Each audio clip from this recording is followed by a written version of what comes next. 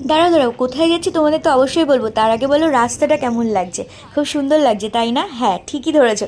এটা ছিল 14 ফেব্রুয়ারির দিন, ভ্যালেন্টাইন্স ডে বলে কথা, তাই জন্য রাস্তাটা সাজিয়েছে। আর নিউটাউনের রাস্তাগুলো না কোনো একটা অকেশন আসলে এইভাবে সাজায় আর দুর্দান্ত লাগে। দেখো, প্রেমের দিন বলে কথা, আর ভালোবাসার মানুষরা ঘুরতে বেরোবে না সেটা কি কখনো হয়? কখনোই হয় না, তাই না? তো তার জন্য তোমাদের দাদাভাই আমাকে নিয়ে ঘুরতে বেরিয়ে গেছে। অনেক দিন পর আমি আজকে ঘুরতে বেরোলাম, আমরা কিন্তু এখন খুব কমই বেরোই।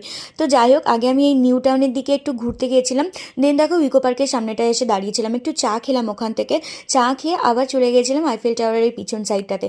এই রাস্তাগুলো আমার যে কি ভালো লাগে, আমাকে যদি ঘুরতে নিয়ে আসে আমি এদিকেই আসি বারবার। কলকাতার বুকে কিন্তু অনেক রকম ঘোরার জায়গা আছে তাই না বন্ধুরা, বাট আমার এই জায়গাটা যে কী যে ভালো লাগে।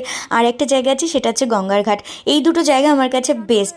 আমি এখানে গিয়ে মানে এই দুটো জায়গায় গিয়ে শুধু ঘুরবো আর 1 কাপ করে জাস্ট চা খাবো, দুজনে মিলে অসাধারণ লাগে।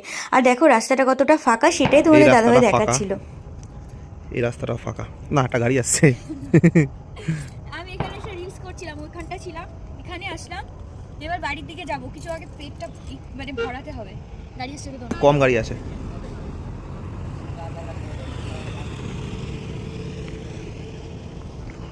আর এই জায়গাটা দেখো, এই জায়গাটা তো আরও সুন্দর। এখানে এসেও কিন্তু আমি অনেক রকম রিলস করেছি, আমার কিন্তু ভিডিওগুলো পোস্ট করাই আছে। তো বাড়ির দিকে গিয়ে আমাদের ক্যান্টনমেন্ট স্টেশনে সেই বিখ্যাত দোকানের থেকে ফিশ রোল খেয়েছিলাম। এই ফিশ রোলটা খুব টেস্টি করে। আমি আর তোমাদের দাদাভাই একটু একটু করে খেয়েছিলাম, যেহেতু আমার বাইরের খাবার খাওয়া বারণ, তাই ও কিন্তু এখন খায় না। তো চলো, ব্লগটা এই পর্যন্ত, কেমন লাগলো অবশ্যই কিন্তু জানিও। টাটা।